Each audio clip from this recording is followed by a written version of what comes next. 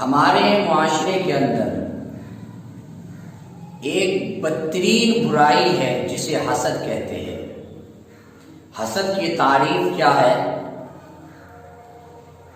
حسد کی تعریف ہے کہ کسی کی نعمتوں اور راحتوں کو دیکھ کر زوال نعمت کی سعی اور تمنا کرنے کا نام حسد ہے۔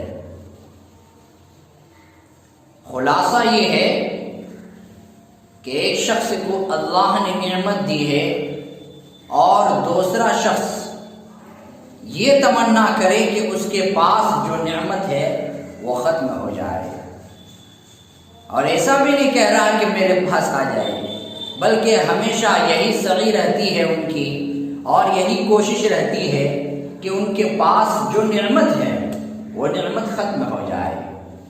یہ حسد ہے۔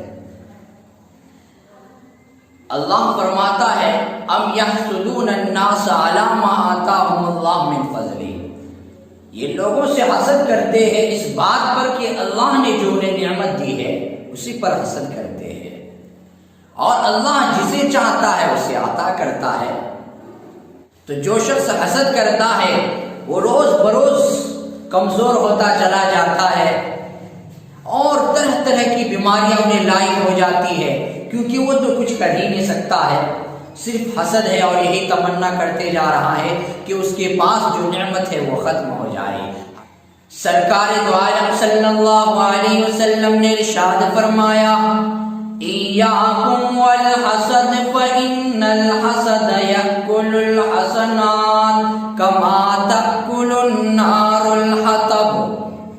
سرکار دو عالم صلی اللہ علیہ وسلم نے فرمایا کہ حسد سے بچو، ایاکم والحسد، حسد سے بچو، فإن الحسد یأکل الحسنات، کہ حسد جو ہے یہ نیکیوں کو، حسنات کو کھا جاتا ہے، ختم کر دیتا ہے، جس طرح آگ لکڑی کو کھا جاتی ہے، کما تأکل النار الحطب،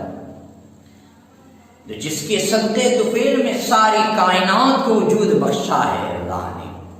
اگر نبی نہ ہوتا تو یہ آسمان نہ ہوتا، اگر نبی نہ ہوتا تو زمین نہ ہوتی، اگر نبی نہ ہوتا فلک نہ ہوتا، اور یہ شجر و حجر، ارض و سما، جن و بشر، حور و ملائکہ، ساری مخلوقات کو اللہ نے نبی کے صدقے طفیل میں، آپ صلی اللہ علیہ وسلم کے صدقے طفیل میں بنایا۔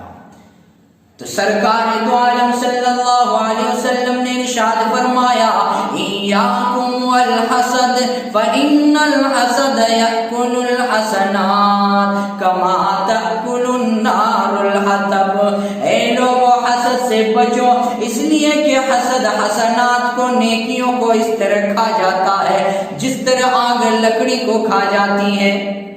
آپ نے دیکھا ہوگا کہ آگ جو ہے وہ لکڑی کو کتنی تیزی میں کھاتی ہے۔ جس لکڑی میں آگ لگ جائے، سوکھی لکڑی ہو اور آگ لگ جائے تو اس لکڑی کی پھر خیر نہیں، وہ لکڑی رفتہ رفتہ ختم ہو جاتی ہے اور بہت جلد ختم ہو جاتی ہے۔ اسی طرح حسد جو ہے، یہ حسد کی بیماری جو ہے یہ بہت بڑی بیماری ہے اور یہ بدترین انسانی صفت ہے۔ حسد کی وجہ سے بہت ساری بیماریاں لاحق ہو جاتی ہیں انسان کو۔ اللہ نے قرآن میں ارشاد فرمایا وَدَّ كَثِيرٌ مِّنْ أَهْلِ الْكِتَابِ لَوْ يَرُدُّونَكُمْ مِّن بَعْدِ إِيمَانِكُمْ كُفَّارًا۔ اللہ رب العالمین نے قرآن میں ارشاد فرمایا کہ اہل کتاب میں سے بہت سے لوگ حق کے واضح ہو جانے کے باوجود حسد کی بنا پر یہ چاہتے ہیں کہ آپ کو ایمان سے، جو لوگ ایمان میں لے کر آئے ہیں انہیں ایمان سے ہٹا کر کفر میں لے کر آئے، یہ حسد کی بنا پر کر رہے ہیں۔ تو یہ بدترین صفت ہے۔ جس شخص کے دل میں حسد ہو، کینہ ہو، بغض ہو، عداوت ہو، کیا وہ شخص جنت میں جا سکتا ہے؟ کیا وہ ترقی کر سکتا ہے؟ جس معاشرے کے اندر حسد ہو، جس معاشرے کے اندر کینہ ہو، بغض ہو، عداوت ہو، وہ معاشرہ ترقی نہیں کر سکتا ہے، بلکہ روز بروز تنزلی کے دہانے پر وہ معاشرہ چلا جائے گا۔ اسی لیے حسد کی بیماری کو سب سے پہلے ختم کرنی ہے۔ ایک صحابی ہے حضرت انس بن مالک رضی اللہ تعالی عنہ، وہ ایک صحابی کا واقعہ بیان کرتے ہیں۔ حضرت انس بن مالک رضی اللہ تعالی عنہ بیان کر رہے ہیں کہ ہم سب نبی کے مجلس میں بیٹھے ہوئے تھے، اسی دوران سرکار دو عالم صلی اللہ علیہ وسلم نے یوں فرمایا کہ وہ شخص جنتی ہے۔ ہم نے پلٹ کر دیکھا تو وہ سعد بن مالک تھے، بائیں ہاتھ میں ان کے جوتے ہیں اور داڑھی سے پانی ٹپک رہا ہے، یعنی وضو کر کے مسجد کی طرف آ رہا ہے اور ابھی وضو کا پانی خشک نہیں ہوا ہے۔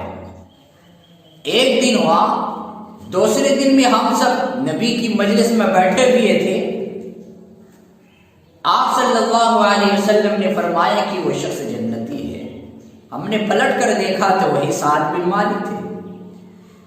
تیسرے دن بھی یہی، توجہ کے ساتھ سنیے، تیسرے دن بھی یہی ماجرا پیش آیا، یہی واقعہ پیش آیا کہ آپ صلی اللہ علیہ وسلم نے فرمایا کہ وہ شخص جنتی ہے۔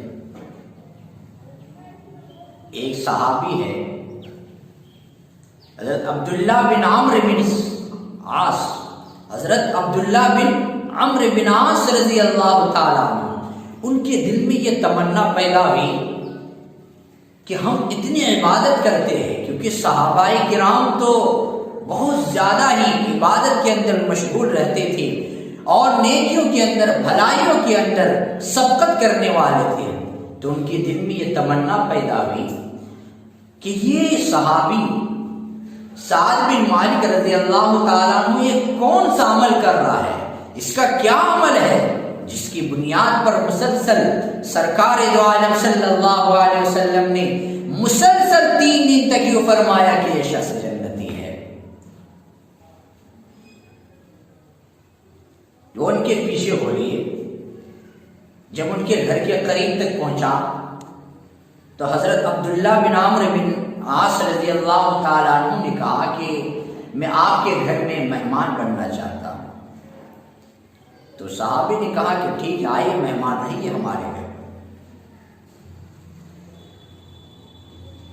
1 دن 2 دن 3 دن لگاتار 3 دن تک مہمان بنے رہے اور وہ میزبانی کرتے رہے۔ حضرت عبداللہ بن عمرو بن عاص رضی اللہ تعالیٰ عنہ اپنے دل میں سوچنے لگے کہ ان کا کوئی خاص عمل تو میں نہیں دیکھ رہا ہوں، تو اس صحابی سے کہنے لگا کہ میں ایک خاص کام کے لیے آپ کے پاس آیا تھا، میں دیکھنے کے لیے آیا تھا کہ آپ کے پاس ایسا کون سا عمل ہے کہ جس کی بنیاد پر مسلسل آپ صلی اللہ علیہ وسلم نے آپ کو جنتی کہا ہے،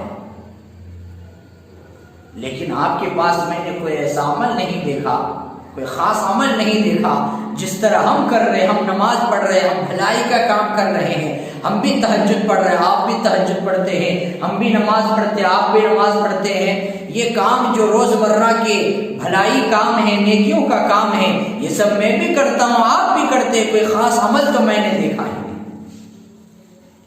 تو وہ صحابی کہنے لگا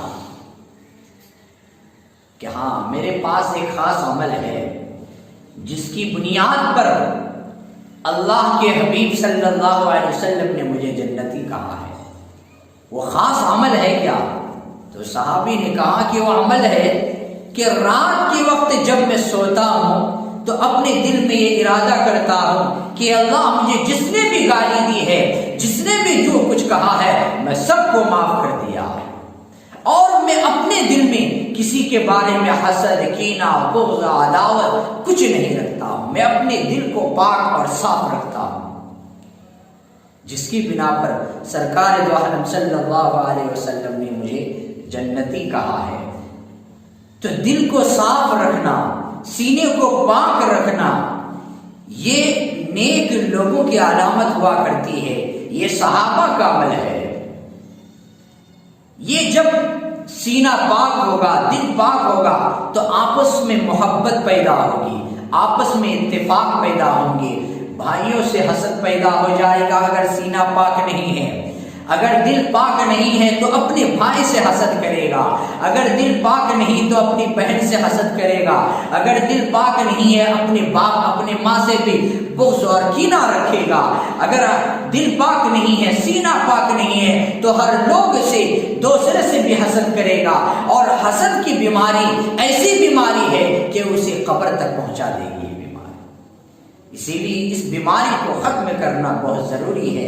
جب تک یہ بیماری ختم نہیں ہوگی، جب تک ہمارا سینہ ہمارا دل پاک نہیں ہوگا، تب تک ہم جنتی اپنے آپ کو نہیں سمجھ سکتے ہیں۔